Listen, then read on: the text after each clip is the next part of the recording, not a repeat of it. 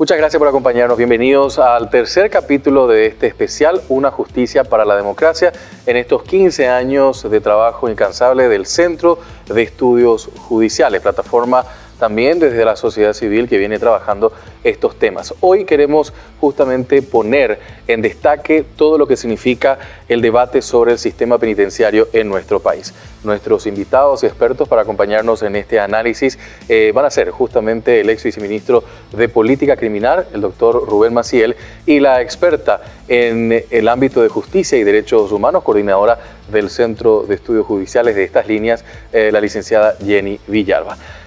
Quédense con nosotros. En breve, luego de la pausa, empezamos el programa.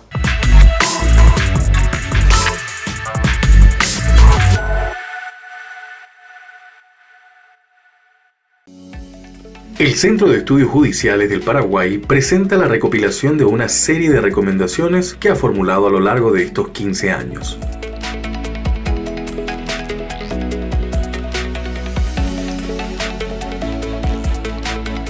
Infórmate más en www.ceg.org.py.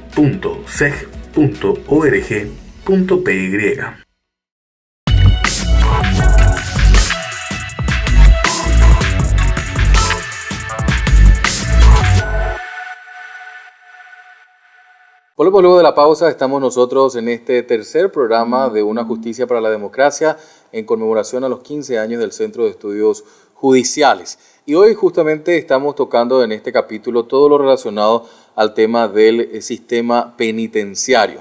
Por eso hoy nos va a acompañar también una referencia bastante importante que ha conocido por dentro justamente la instancia dentro de nuestro país que se encarga de este tema de la justicia y lo presento justamente al doctor Rubén Maciel Guerreño, ex viceministro de Política Criminal. Doctor, gracias por acompañarnos también en este ciclo. Gracias, Juan Pablo, es un placer. Justamente en torno a este tema y como ex viceministro de Política Criminal y que dejó el cargo justamente hace poco tiempo, ¿nos puede compartir también esa experiencia y cómo analiza la actual política pública penitenciaria en el Paraguay? Bueno, la verdad que la política penitenciaria en el Paraguay ya está delimitada por lo que establece la Constitución, la Convención Americana de Derechos Humanos, incluso por las reglas de Mandela que establece cómo debería de funcionar un sistema penitenciario.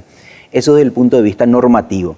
Ahora, desde el punto de vista de cómo eso se implementa en la práctica, y en eso sí la historia nos muestra que nuestro caminar es errático. Es decir, no tenemos un lineamiento que tenga por finalidad dar cumplimiento o materializar todas esas pautas que establecen el sistema penitenciario como un sistema que tiene que ser obviamente respetuoso de los derechos humanos. Ahora bien, en la historia de la República del Paraguay, y me gustaría también aportar ese elemento en el tiempo, ¿cómo ha sido la evolución de la política penitenciaria? Tenemos que recordar que fuimos colonizados por España. Después de la independencia, nosotros básicamente mantuvimos hasta principios del siglo XX el modelo carcelario, ni siquiera penitenciario, en donde habían cárceles públicas y cárceles privadas. La primera cárcel, en realidad penitenciaría, que se ideó con esa finalidad es la de Tacumbú, que si vemos nosotros la escritura de compra del terreno donde está actualmente instalada Tacumbú, que fue en la década del 50 aproximadamente del siglo pasado, se expresa que es a los efectos de establecer una cárcel modelo, con esa finalidad.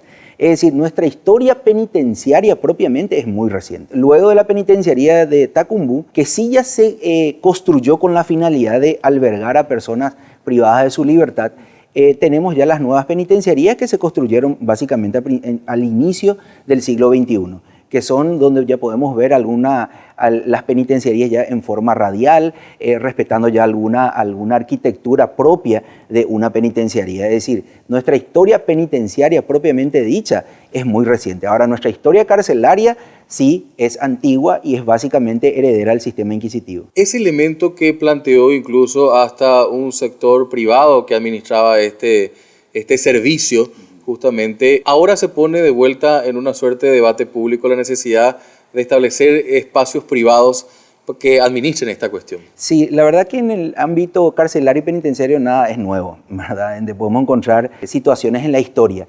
Y recientemente, y me refiero en el año, si no me equivoco, 2012 aproximadamente, La Unidad Penitenciaria Industrial Esperanza, la conocida como UPIE, que está detrás de Tacumbú, se le otorgó su administración a una empresa privada. Es decir, nosotros ya tuvimos esa experiencia, pero que no se sostuvo en el tiempo por una serie de razones, pero al principio sí tuvo efectivamente algunos resultados bastante positivos. Pero mantenerse en el tiempo bajo la lógica del mercado y de que eso le genere renta a la empresa que va a administrar es donde encontramos problemas. Por eso las experiencias en otros lugares con mayor desarrollo económico, en donde concedieron, y Estados Unidos es un ejemplo de eso, concedieron la administración a empresas privadas, allí se vio que muchas veces se convirtió en un negocio. Y bueno, una referencia a eso es un libro de Neil Christie, un criminólogo, que habla de la industria del delito y de cómo eso se utiliza para generar dinero y no precisamente para cumplir los fines. En los últimos tiempos se habla mucho justamente del crimen organizado y cómo también estas plataformas nefastas realmente para la historia de la justicia de nuestro país y en todo el mundo utilizan estos espacios penitenciarios como espacio de reclutamiento. ¿Cómo está Paraguay ante eso? Bueno, y Paraguay es víctima justamente de esa circunstancia. El sistema penitenciario presenta una serie de carencias. Esas carencias que no pueden ser satisfechas por el Estado por falta de presupuesto, son satisfechas precisamente por esos grupos criminales que de ese modo captan a sus, digamos, adeptos o potenciales elementos, ¿verdad? O aliados. De ese modo se fortalece. Entonces, cuando tenemos un sistema penitenciario con un nivel de hacinamiento que no se le puede otorgar una calidad de vida mínima, lo que nosotros estamos haciendo en realidad es fortaleciendo al crimen organizado instalado dentro del sistema penitenciario. Respecto justamente al tema de las personas privadas de su libertad y sin condena, que hoy justamente representa el 70% de la población penitenciaria, no sé si el dato es correcto, si estamos más en torno también al tiempo que nos toca hacer esta entrevista. ¿Qué acciones debería justamente y considera se deben realizar para intentar solucionar esta situación, doctor Rubén? Y bueno, la verdad que es el elemento más nefasto de nuestro sistema, porque Paraguay, con esos números que en realidad supera unos cuantos puntos más del 70%, coloca a Paraguay en el primer país dentro de Latinoamérica con mayor número de presos sin condena. Presos sin condena son precisamente aquellos que están bajo prisión preventiva, es decir, bajo una medida cautelar. Y la medida necesariamente es interinstitucional. ¿Por qué? Porque únicamente la administración penitenciaria no tiene la posibilidad de establecer quiénes ingresan o quiénes egresan del sistema penitenciario. Esa decisión compete al órgano jurisdiccional. También interviene el órgano requirente, el Ministerio Fiscal, que es el que requiere la aplicación de la prisión preventiva, y también las agencias policiales. Es decir, eso necesariamente requiere una participación conjunta de todos estos órganos. En ese sentido, durante el ministerio de la señora Cecilia, se inició un convenio con la Unión Europea que permitió la participación de todos estos órganos precisamente para crear un comité técnico interinstitucional con la finalidad de promocionar más la aplicación de medidas alternativas y reducir con ello el hacinamiento, pero con una finalidad concreta: luchar contra el crimen organizado. Porque, como dije anteriormente, cárceles hacinadas le da mayor fortaleza al crimen organizado. Y eso último, justamente para cerrar un poco la idea de cómo nos encontramos actualmente, nuestras penitenciarías realmente son espacios de hacinamiento de hace mucho tiempo. Efectivamente. Actualmente, mientras no se habiliten las nuevas penitenciarías, las plazas son aproximadamente de 9.500 plazas en todas las 18 penitenciarías que tenemos hoy día. Y tenemos cerca de 16.000 personas privadas de libertad. Ese número ya te indica de que efectivamente ya supera ampliamente. La falta de espacio es la madre de todos los otros problemas que se encuentran en un sistema penitenciario. Mayor inseguridad, dificultad de provisión de alimentos, dificultad de brindarle una sanidad adecuada a las personas privadas de libertad. Y bueno, como dije, todas estas necesidades insatisfechas son las que son aprovechadas por el crimen organizado. Y de propio también diría, incluso sumando a una cuestión más a fondo, la propia seguridad de los mismos dentro del penal. Claro, por supuesto. La falta de seguridad no afecta únicamente a las personas privadas de libertad, incluso a los agentes penitenciarios y también a terceros que interactúan con las penitenciarías. Sí, es cierto. La otra cuestión que me parece importante en este bloque hablar sobre este capítulo que estamos hablando del tema penitenciario en nuestro país. El modelo que vemos últimamente muy promocionado a nivel internacional es el modelo que presenta el presidente de El Salvador. ¿Ese es el camino?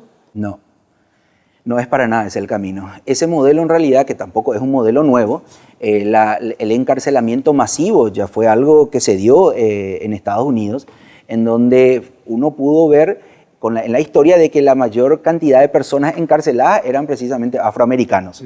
Y aquí vemos en el caso de El Salvador que son personas que pertenecen a un determinado grupo o pandilla. Y no, lamentablemente esa no es la solución. En realidad el modelo de El Salvador es mucho más nefasto a mi criterio, porque antes de ser un centro penitenciario, para mí es un centro de concentración. Si uno ve el concepto de un centro de concentración y calza tal cual, y eso precisamente no es el modelo que tenemos que seguir. En Paraguay, ¿qué se debe hacer para avanzar hacia un mejor sistema? Bueno, cuestiones muy sencillas. Primero, mejorar la organización del sistema penitenciario. Cuando uno se acerca por dentro al sistema penitenciario, ve una serie de debilidades en materia de organización interna, que pueden ser fácilmente subsanadas, pero obviamente eso demanda tiempo. Se inició un proceso donde se están estableciendo todas las tareas que se desarrollan dentro del sistema penitenciario para que en base a esas tareas se puedan definir los perfiles de las personas que deben que cumplir y en base a eso determinar qué tipo de organización tiene que tener, qué unidad organizativa. Eso se está aún desarrollando. El otro camino es la profesionalización del servidor penitenciario. La forma en que actualmente los agentes penitenciarios son, digamos, contratados todavía es clientelar. Entonces eso tiene que cambiar.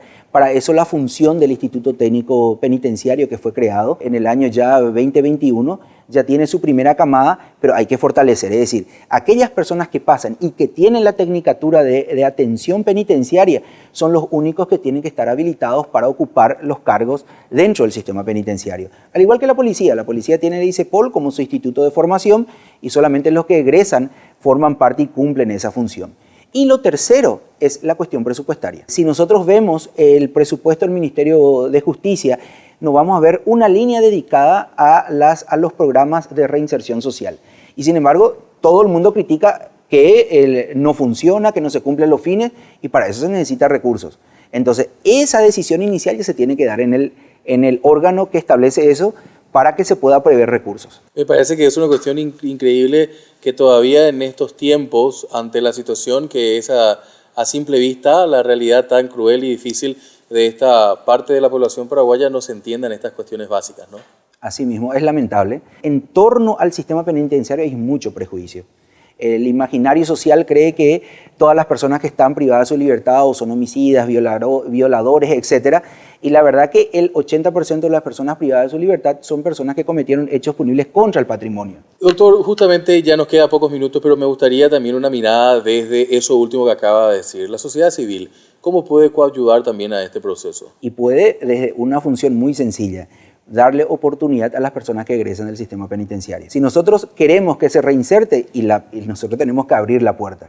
Muy pocas son las personas, y de hecho vemos que al contratar pedimos antecedentes judiciales.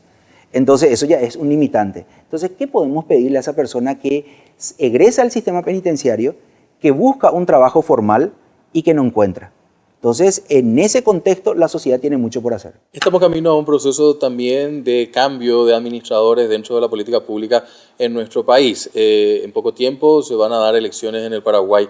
¿Cuál debería ser la agenda de política pública que lleve adelante el que se siente en el Ejecutivo en este caso, ¿no? Bueno, primero tener bien en claro en lo que hace a la materia penitenciaria de cuáles son los objetivos estratégicos para poder mejorar el servicio, porque es un servicio que presta. Si eso no se tiene bien en claro, aunque podamos estar en desacuerdo o de acuerdo con sus objetivos, no va a marchar a nada. Sencillamente va a pasar el tiempo, la cuestión va a permanecer en el estado en que se encuentra y lo único que eso va a permitir es que empeore la situación. Por último, un mensaje en torno también a estos 15 años de trabajo del Centro de Estudios Judiciales y de manera macro justamente para nuestra teleaudiencia sobre este caso puntual. ¿Qué le gustaría dejar como mensaje final? Bueno, primero lo que hace el Centro de Estudios Judiciales es fantástico porque lo que busca poner un poco también sobre la mesa y darle acceso a la sociedad sobre temas que muchas veces se discute en ámbitos muy cerrados, pero que lamentablemente tienen mucho efecto en la sociedad, en la vida de cada uno de nosotros. Entonces, aquí tenemos que hablar más sobre este tema, discutir Primero, para poder saber cuáles son los elementos que sí podemos mejorar y que, como dije, son cuestiones incluso muy sencillas. Doctor, gracias por su tiempo con nosotros. Es un placer. Justamente el doctor Rubén Maciel Guerreño, ex viceministro de Política Criminal, en este espacio, hoy tercer programa que estamos compartiendo con ustedes aquí justamente en el espacio, Una Justicia para la Democracia. Hacemos la pausa, enseguida estamos con más.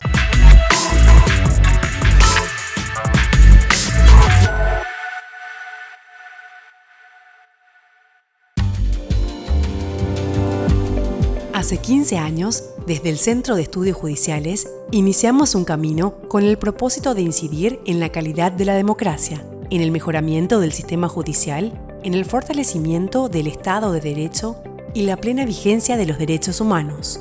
Es un compromiso muy importante que hemos asumido como profesionales, donde nuestros esfuerzos institucionales parten de una profunda preocupación por la calidad de la justicia en Paraguay, la cultura judicial, el acceso a la justicia y la tutela de los derechos. Los avances y logros generados a lo largo de estos 15 años nos impulsa a seguir trabajando colaborativamente con más fuerza.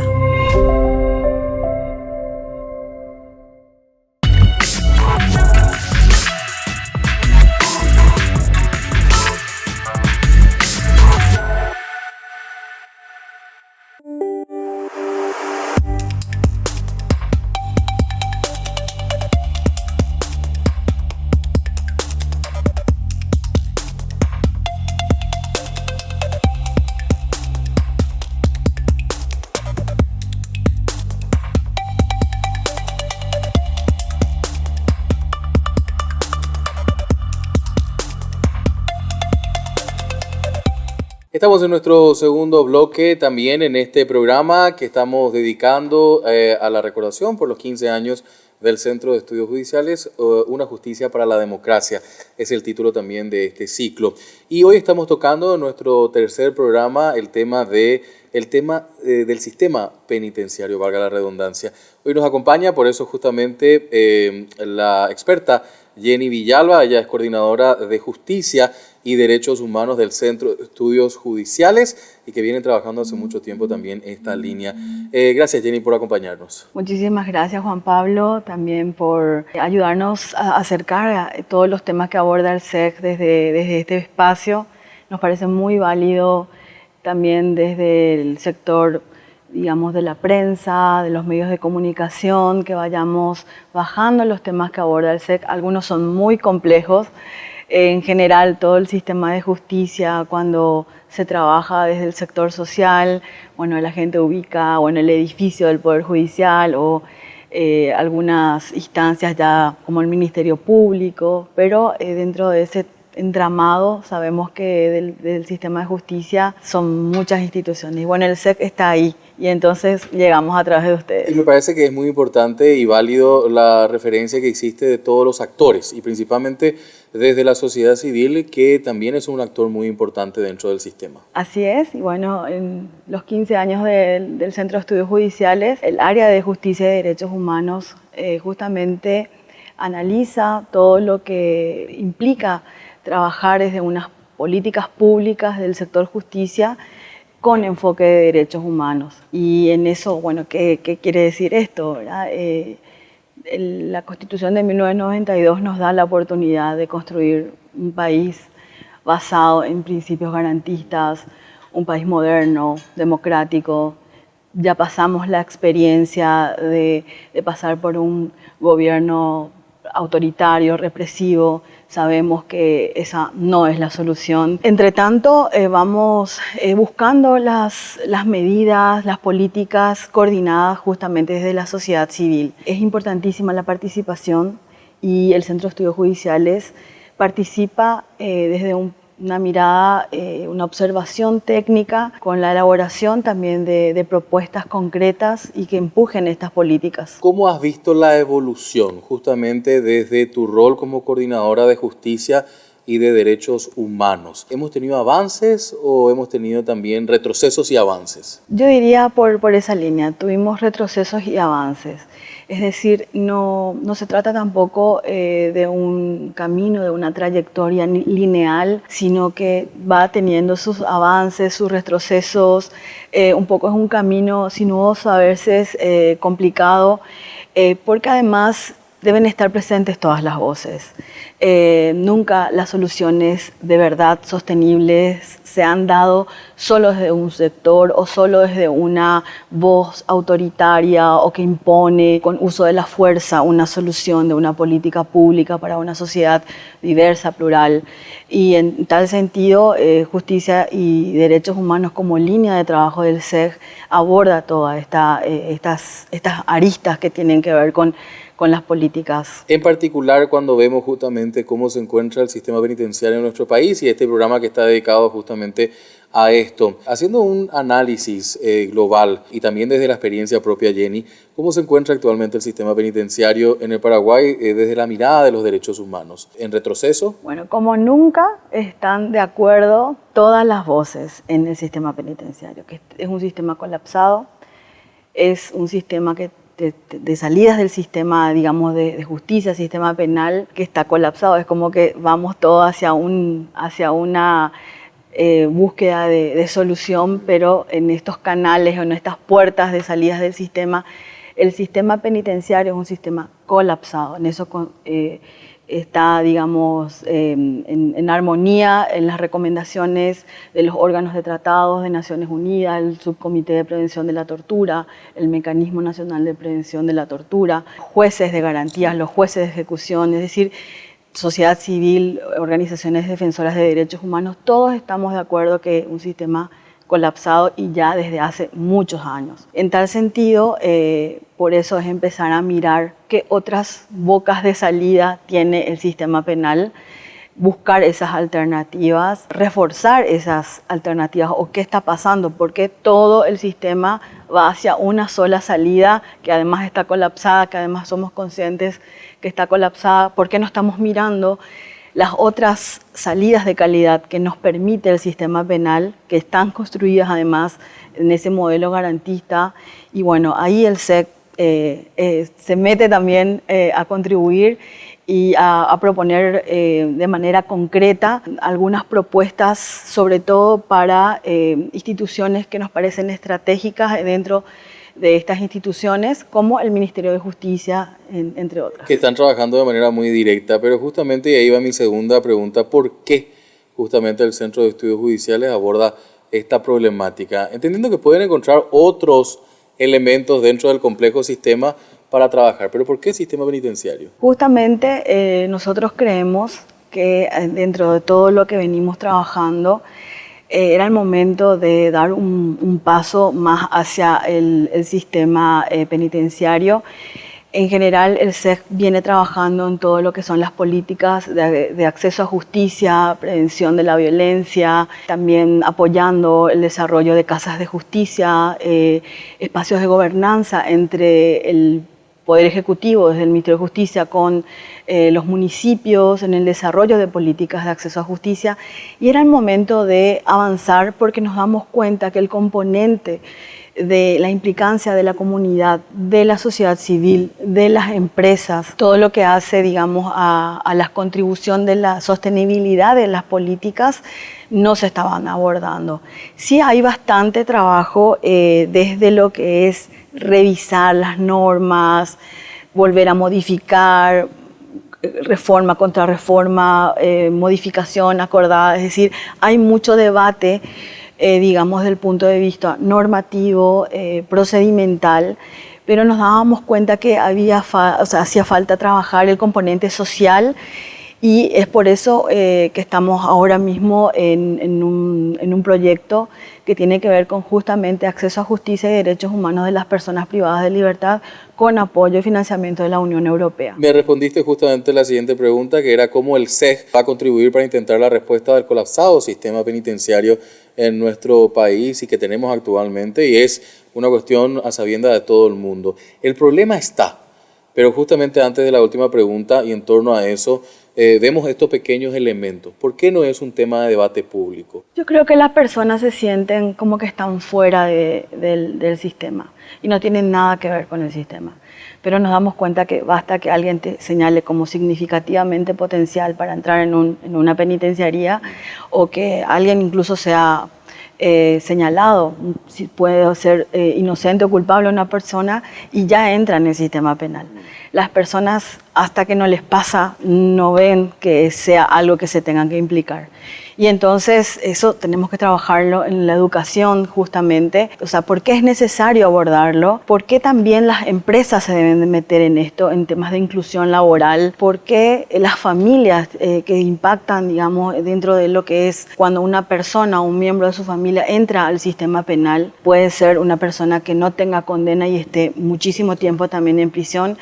Y bueno, todo esto dificulta finalmente y pone barreras para que la gente entienda que esto le puede pasar, puede ser una persona acusada injustamente o, bueno, teniendo responsabilidad, como digo, pero ahí también tiene que estar la sociedad para sostener las políticas, para dar alternativas, para ayudar a los procesos de reinserción de las personas que fueron condenadas, pero también una persona que no fue condenada pero pasó por la experiencia de la cárcel.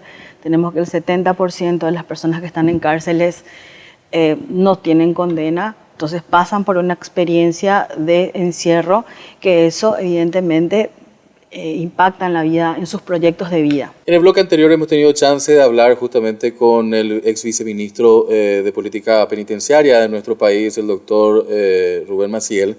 Y una de las preguntas que me gustaría también trasladarte, Jenny, es el tema del modelo internacional que en los últimos tiempos se está dando a conocer, ¿no? Esto del presidente de El Salvador, Bukele. ¿Ese es el camino? Muy interesante tu pregunta, porque es como que se escucha bastante por las redes, la gente comenta como una salida, ¿verdad? Pero insisto, o sea, las personas que dicen eso o nunca leyeron sobre los modelos de gestión penitenciaria o nunca trabajaron, porque las personas... o nunca les tocó de forma directa. ¿Verdad? Porque de entrada, para todo tipo de trabajo complejo, se necesita equipos. No se necesita que una persona venga a dar la solución, sino que lo que es sostenible es el foco interdisciplinario, la mirada y la gestión. Es más complejo, tarda más tal vez, pero es más sostenible. Justamente con eso quiero cerrar la nota y agradecerte mucho tu presencia en este especial. Con esta contribución por parte del Centro de Estudios Judiciales, ¿será posible una reinserción social e inclusión de estas personas? Sí, con el involucramiento de la comunidad para coordinar, por ejemplo, las asesorías de prueba, lo que es la gestión de, a veces también las reglas de conducta que tiene que seguir una persona que está señalada por el sistema que es responsable, y también el involucramiento de las empresas en sus programas de inclusión laboral de las personas condenadas que además son formadas. Hay una necesidad en las empresas de tener gente capacitada que estén funcionando en torno a las misiones o al trabajo o a la producción de empresas, y es una oportunidad también para las personas privadas de libertad que se pueden capacitar, que pueden tener una formación focalizada y también una oportunidad. Entonces, el involucramiento, como decía, de toda la sociedad es necesario para cambiar, transformar esas salidas del sistema penal que están ya colapsadas. Jenny, gracias por tu tiempo. Muchas gracias por la invitación. Jenny Villalba, justamente con nosotros, coordinadora de Justicia y Derechos Humanos del Centro de Estudios Judiciales, hablando con nosotros aquí en este espacio. Hacemos la pausa, enseguida estamos con el cierre.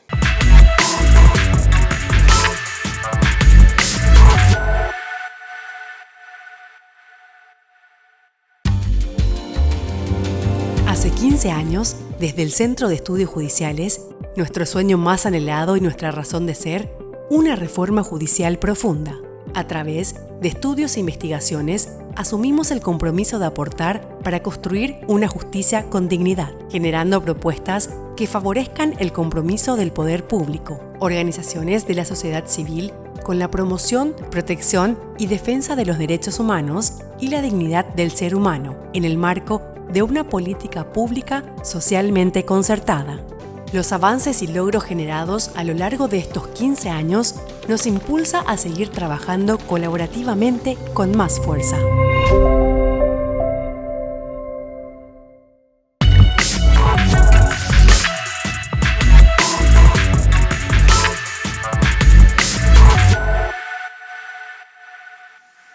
Ha sido un gusto compartir con ustedes. Nosotros estamos cerrando este tercer programa justamente en torno a la conmemoración de los 15 años del Centro de Estudios Judiciales en esta apuesta denominada Una Justicia para la Democracia. Hoy hemos tocado el tema del debate sobre la reforma penitenciaria en nuestro país. En el próximo programa estamos también con un nuevo tema para justamente aportar la riqueza de nuestro debate. Deseándoles que tengan un excelente resto de jornada. Nos encontramos en la próxima edición.